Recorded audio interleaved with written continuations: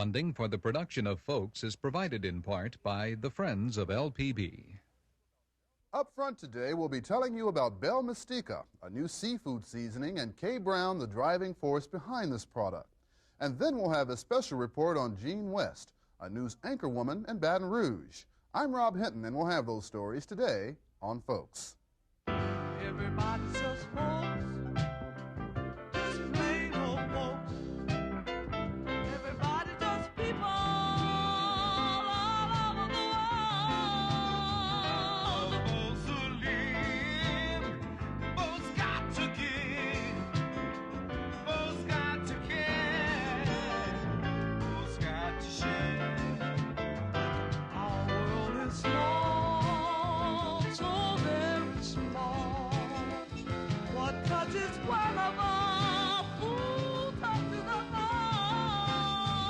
To stay alive, just to survive, folks got to be in harmony.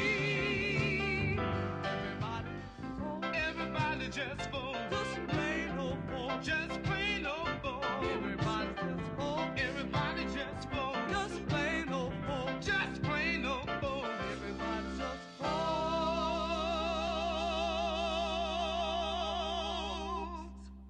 Hello, everyone, and welcome on this Mother's Day. I hope it has been a wonderful day for all of you ladies out there. Our program today features two outstanding women. The First Lady moved to Louisiana about 5 years ago from Missouri, and she has come up with a product that I guarantee is really hot. Bellmystika would be on the shelves as an item just like any other store item. Meet Kay Brown. Kay is, to say the least, an entrepreneur and the driving force behind this product, Bellmystika, a seafood seasoning.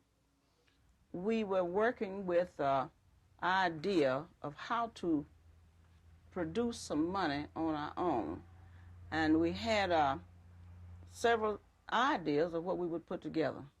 So someone right in the group said, why don't we put that product together, what you put on fish, what we had back in Kansas City, what we used when we was working with the American Legion people. So they was always talking about how good the fish was, and they said, we have tried every seasoning that they had down here on the market, and they said none of it tasted as good as the seasoning that I had put on some fish when we were there. So they wondered, could I get it together? And I said, well, perhaps we can work it in and get it together and see, can we put it out in volume? And that was the main thing that had us a little bit worried about it. I said, well, we can go ahead and work with it. So after we got it together, then the name was an old name that we had been using before in other enterprises. And it was Bellmystika, so it just seemed almost naturally that we would use it again. We had used it on a boarding home. We had used it in another little haberdashery shop that we had in Missouri. So it come back to us to use it again, Bellmystika. And it was just a name that come to us. A lot of people just worries about where you get it from. Where did you get it from? It's just something. And we just named it Bellmystika. But part of the old recipe that they had was they was putting part of it together from this Jamaican that the grandparents, you know, had used. Our grandmother, she had kind of migrated here and she had known about Jamaica, and so a part of that was put together. Then when we got here in Baton Rouge, Louisiana, we found out it was really a costly recipe to use. So we just put it together and we added more to it, and it came out that it was just wonderful to use it like it was. So we just, for the market, and we started to market in that. This is Kay's home in Baton Rouge. It is also the headquarters of Bellmystika. Kay and her family use the family dining room as the corporate office. Now, Bellmystika operates on what Kay calls a shoestring budget. So what she and the family have done is to convert the carport and den into a manufacturing plant. The plant consists of the tables that they made themselves, and that's a special table, and it had to be meet the health specifications. And WG made that, closed it in themselves, made the table, our work table, and the secondary thing we got was the machine to do the mixing. We were just mixing by hand at first, and the spices are very, hot and peppery and get in your nose and things and cause you to cry and weep and everything in that. And so we done some research and found this good blender that we have. That we didn't get that completed until the latter part of '83 when we sold our first item, and that was a little 5-ounce poly bag. And I think that was in about July, August. We went to a festival. But we had started getting our carpet papers and structures together in March or April and closing in our factory and seeing what we could add on and what would be the procedures for purchasing products and where we would get them from. Those were the things that we were doing, but we didn't come out with an actual product till about July, August, when we wanted to test the market first with a little small container just to see how the public would react to it. And public reaction, says Kay, has been fantastic. The public we just got so many calls, we decided to put our phone number on there. And there were just so many calls came in telling us about things that we never even thought about using it on. We had an idea to use it that would be fish seasoning. We looked on, we didn't see any product on the market that actually said fish seasoning.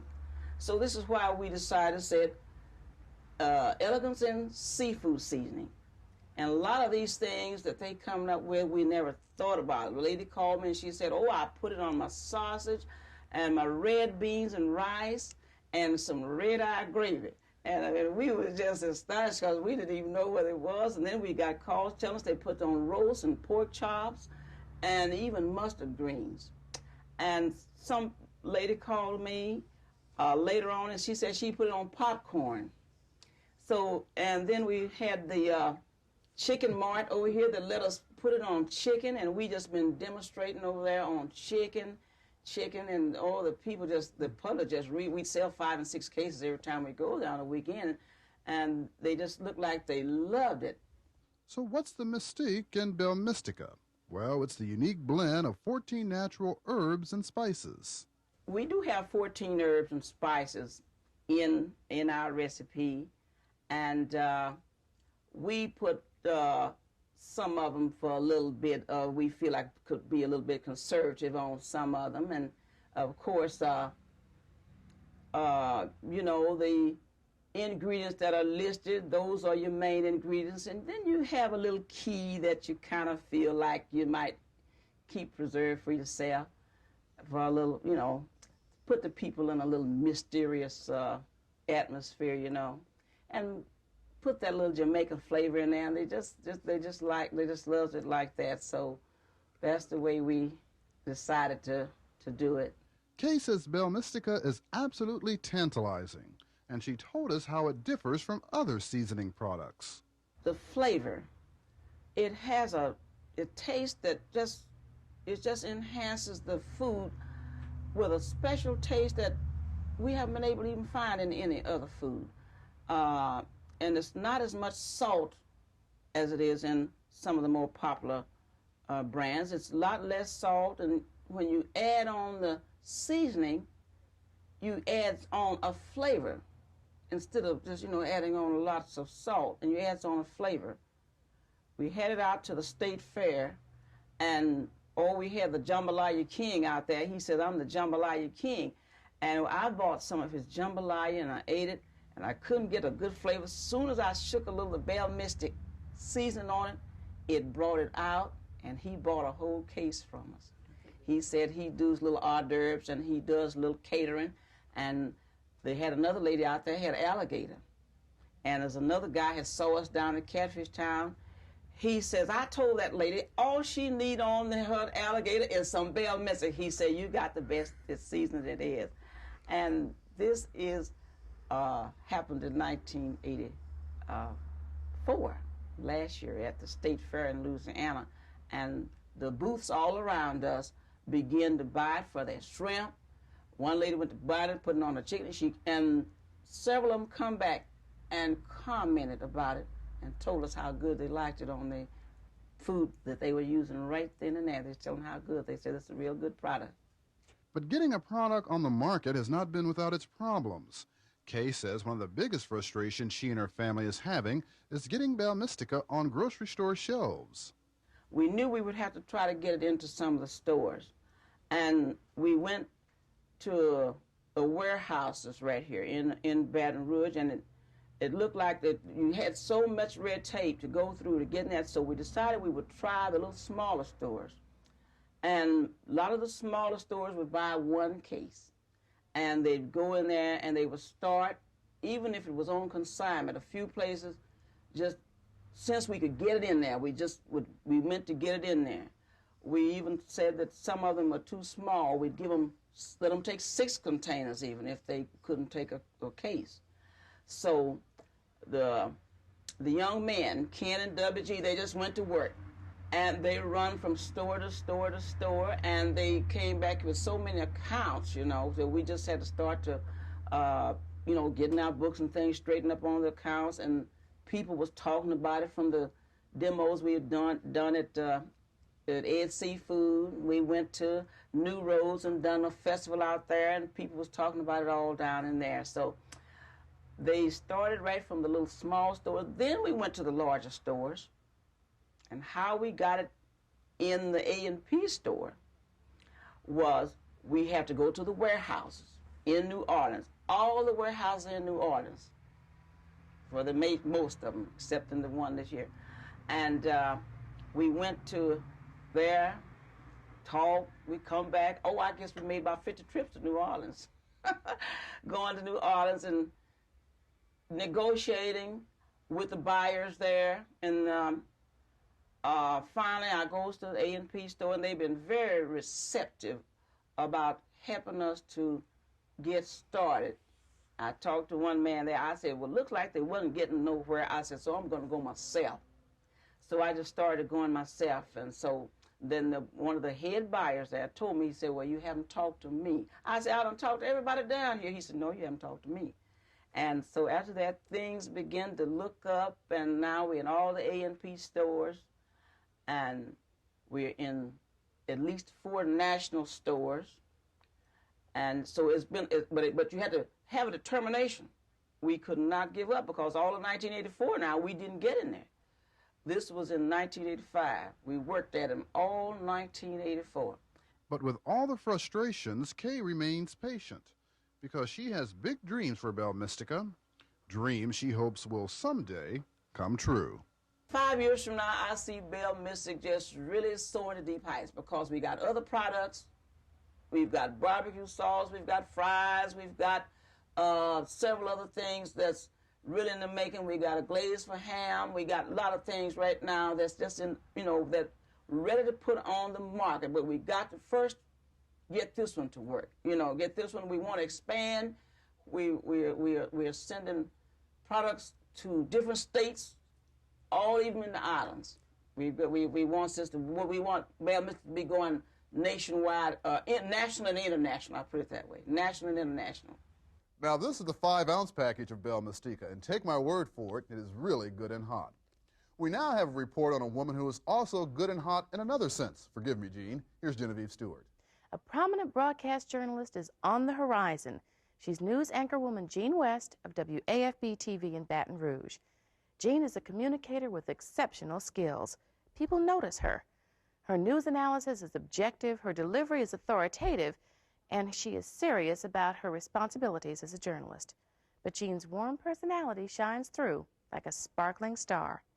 We chatted with Jean on the set of her new Scope 9 broadcast. I like the spontaneity. I like the fact that things are always happening and changing. I've always been interested in current events and what's happening around me, nationally, internationally. And I like keeping up with that. And broadcast journalism makes you keep up with that. It kind of keeps me on my toes and keeps me in touch with the world, and it makes you feel like a part of what's going on. Now, your training was not in broadcasting in college. My training in college is in theater. When I was going through college, which is not that long ago, there weren't really very strong schools of broadcasting and journalism. Those courses were in what were the speech and drama or speech and theater departments. That's what I majored in. I went on to get a master's in it, a master's of fine arts, and taught for a while, taught theater, taught speech and communications, but communication was my strong focus, I think, and that's what's helped me in broadcasting. I think it has, because you project so well. Do you think it was that training in theater that helps you to project? I think so. I think theater instills a kind of an interpersonal communication, the feeling that that there is someone that you are talking to when you're on camera, even in radio. And I did radio news, radio broadcasting for a while, and part of that training was, you know, talk as though you are talking to one person in particular, and you are communicating, and you have something to tell. So the tone of your voice is different. It is more conversational. It is more relaxed, and that the ideas that you're explaining or telling someone the news. And I think those courses in theater and communications certainly did reinforce that. Jean West is a hometown girl, which has Baton Rouge bubbling with pride. Her experience in broadcasting is international, including a stint in Japan as a radio and television talk show host. Success is not new to the West family. One sibling holds a doctorate and does international consulting. Another West sister invented the trivia game Rise and Fly, which recently received a lot of media attention. You come from quite a remarkable family. Tell us something about your family. My family is a very big, close support group for me. We were brought up to be achievers, and for us it was nothing, it was no big deal. It was expected of us to make good grades and to be good kids and to be respectable and to do the things that we were taught to do, and we were encouraged to do it, but we weren't really kind of rewarded for doing well, so it was an expectation. We didn't fail because we knew it was forbidden. Being a television journalist entails a heavy responsibility to the public. Suddenly being thrown into the public's eye, into the limelight, also brings candid criticism, sincere praise, and a loss of privacy. When you're out shopping, on the street, people stop you. What do they say? A lot of nice things, and it's a good feeling. It's an interesting feeling because I tend to be very private and very shy, actually. Anybody who kind of knows me from high school or junior high will tell you I was kind of a shy kid. But it sometimes makes me uncomfortable because I think all the attention is new. And I don't think of my job as actually a glamorous job. If they could see, I'm sure, some of the top parts you've seen about what we do, it's not really that glamorous. So I take it as just a 9-to-5, a job, as if I were teaching.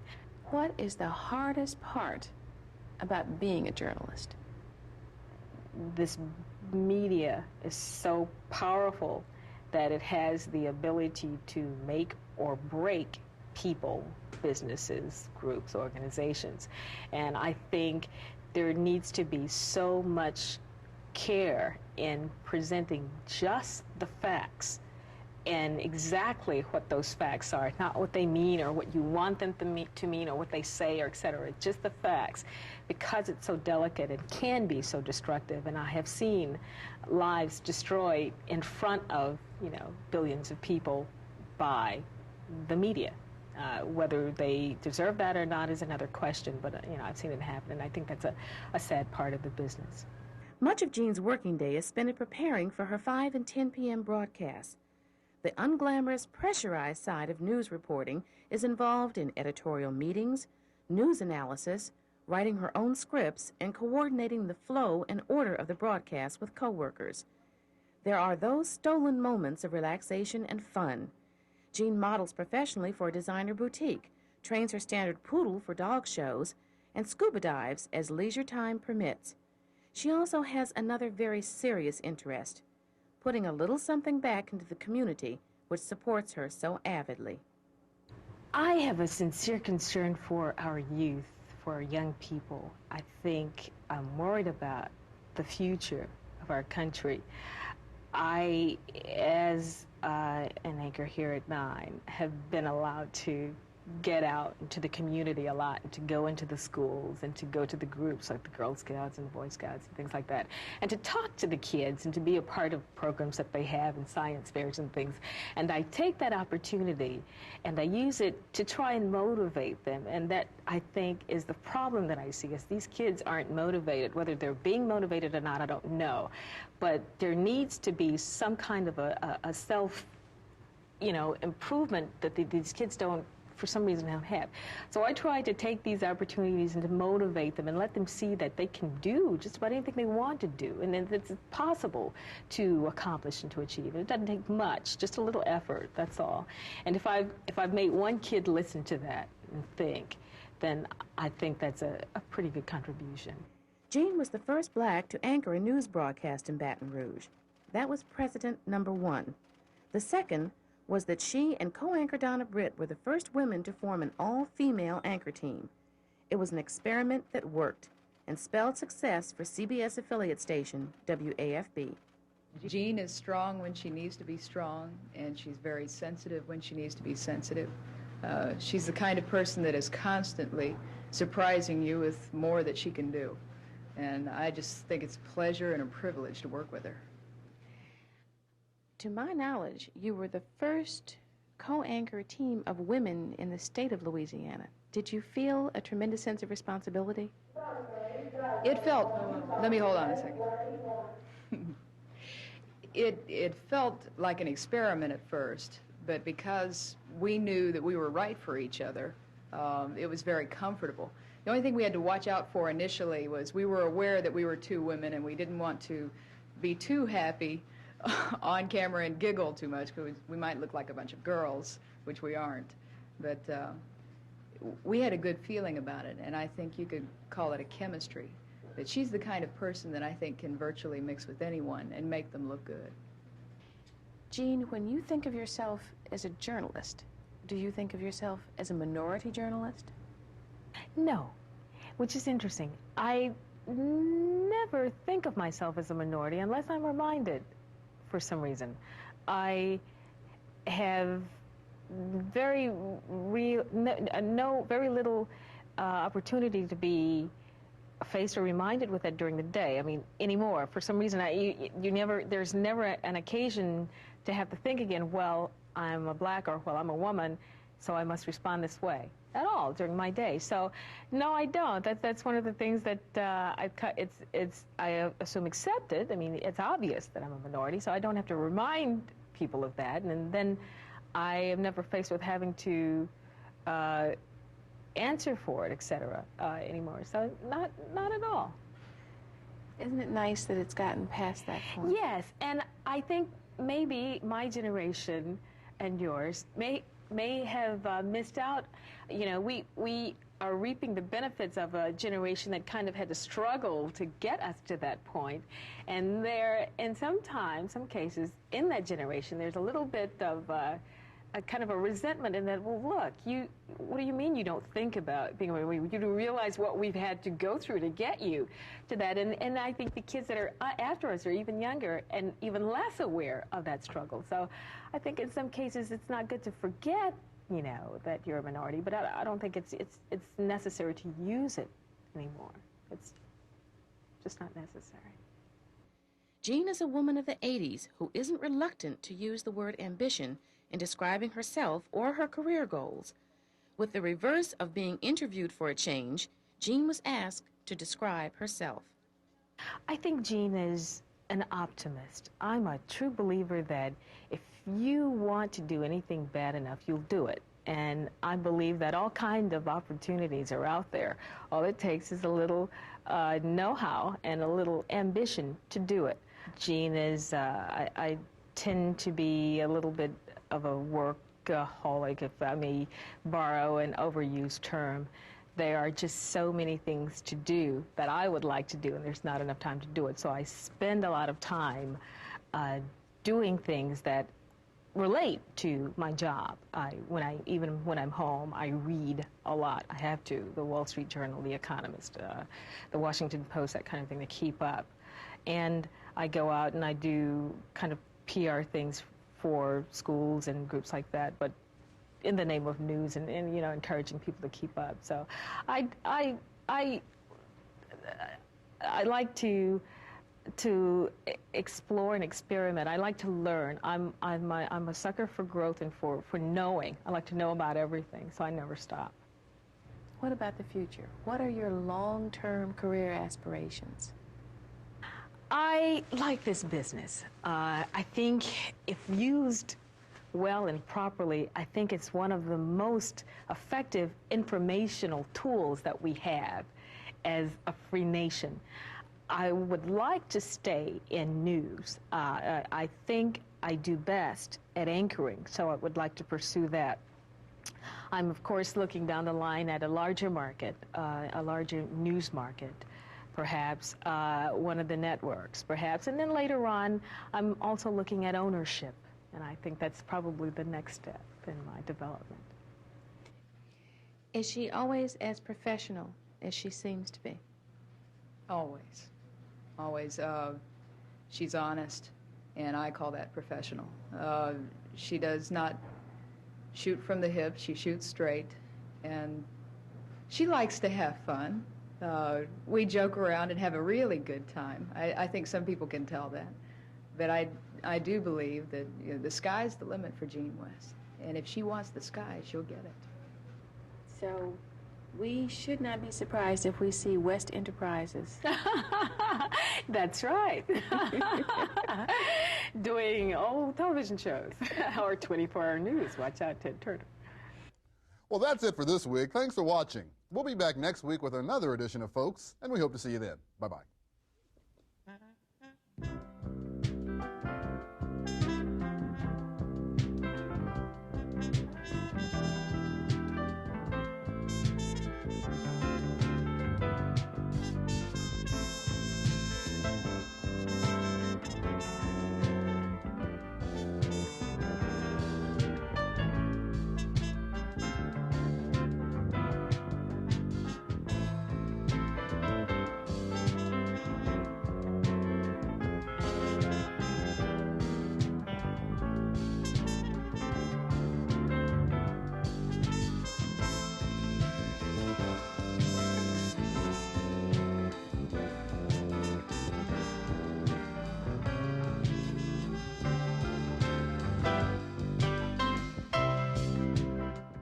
Funding for the production of Folks is provided in part by the Friends of LPB.